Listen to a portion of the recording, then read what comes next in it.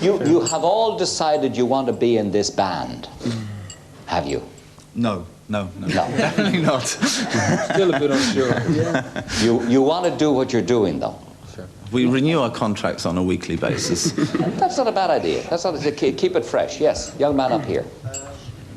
The cover of In Dublin this month is on, it's called The Beatification of Bono, and I just want to know how he feels about that. The Beatification of Bono.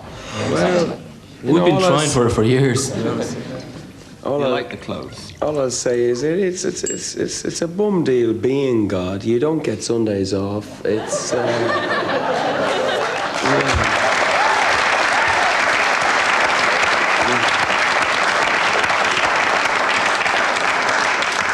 people are just hard up for heroes, I think, and you know, they want to make us into heroes. We're not really heroes. You know, we're not at all like. I'm not at all like the people I write about. I write about real heroes. Real heroes are people like John Hume or people like Martin Luther King, people who actually live their life, you know, in the real world. I don't live in the real world at all. I live in my own world, and that's not worthy of beatification. I think we've been very honest about always wanting to be a rock and roll band, and rock and roll is something that was invented in America. It is an American art form, and that is what we are interested in. So inevitably, it's a part of it. When we go through our traditional phase, we won't be going to America, but rock and roll is an American thing, and that's what we're excited about at the moment. But every artist has to come to terms with America. So we're living in America here, you know, you just put on the ads. Talk about the Coca-Cola ad, you know, there it is, it's America. You know, and it's America just creeps under the door. It's everywhere. Everybody has to face up to America, and I like to criticize it and attack it, but also appreciate a side. I like the one thing you can't do about it is generalize about it, about Correct. America. It's hard. Absolutely not. Full of Do you want a bit of self-aid, or do you want another question or two, or do you want a telephone? Two young men up there. Okay, guy in blue first of all. Yes, sir. Okay. On the question of America, you tend to criticize it a lot. You don't hear an awful lot of praise coming through from America in your music. Is there a reason for that? No, there's real respect for the music. That's the one thing we really do. One of the great things about America is its music. Is there any part of America that appeals to you outside of the music? I think America for us is like the best and the worst rolled into one, you know? When I think of America, I don't think of, say, George Bush or Ronald Reagan. I think of John F. Kennedy, Martin Luther King, you know, the kind of principles on which it was founded. So there's no straight answer to that. You know, there's parts of it I really respect and admire, and parts that I just think are off beam totally. But you just seem to pick up on the off-beam parts of it. Well, you just saw this film, Mac. I mean, there was a great side of America. Church in Harlem, people singing that gospel song. A song praising a great American hero, you know, that says it all, I think. Okay, young in the white shirt. Yes. Just one question I want to ask the whole band. How important is religion to you in your music? Religion's not important, very important to me. I can answer that personally. I have my faith, and there's a world of difference between that. And my faith is very important to me. As a group? As a group, that's the one area you can't be a group on. That's something that's a very personal thing. Yeah. Well,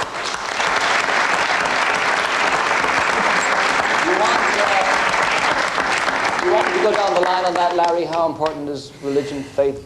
Well, I think we all share the same the same belief, but it is a very private and personal thing, and it's not something that can be discussed. It has been discussed in the past, and Eamon Duffy's book in particular tackled it in a way that I just found a little bit overbearing, to be honest. You know, and that's very hard, because you see what happens in America with religion being taken, or religion or faith being taken and used as an industry. So that's very hard to see when you actually do believe in something. So it's very hard to talk about. It's very personal, and you know, it's hard. And are you saying that you didn't work for this image? Was it forced upon you, this Christian thing? No, we certainly don't. We don't really. In fact, we felt incredibly awkward about it, just incredibly awkward. I used to think we were just like a freak show or something.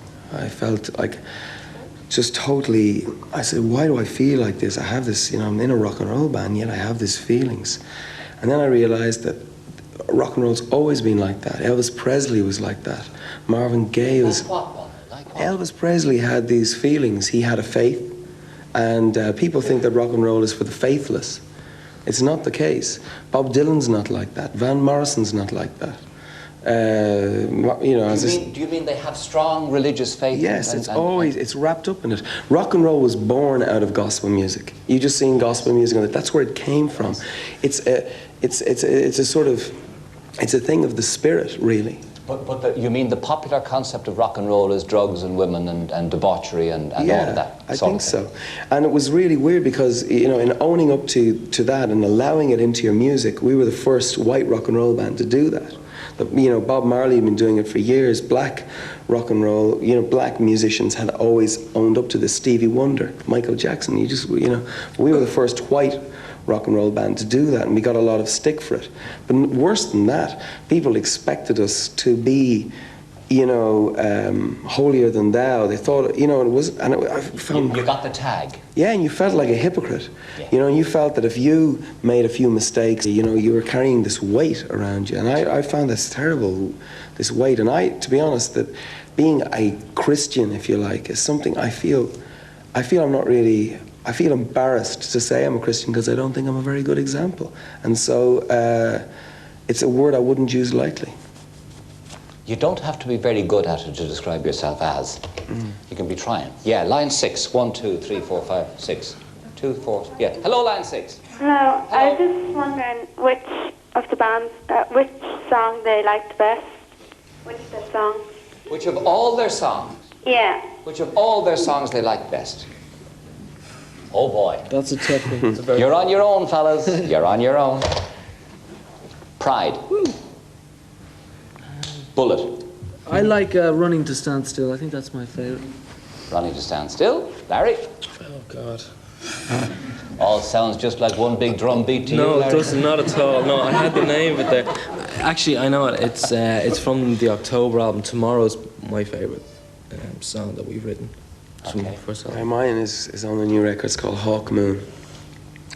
New record, Hawk Moon. I guess mine would have to be Drowning Man. Okay, do you want a bit of self-aid? You do? Okay, we'll go self-aid. Right, let's have some self-aid. Roll it there, Roisin, please. This is the bit, top of the bill on self-aid in the RDS. You remember it. No need to give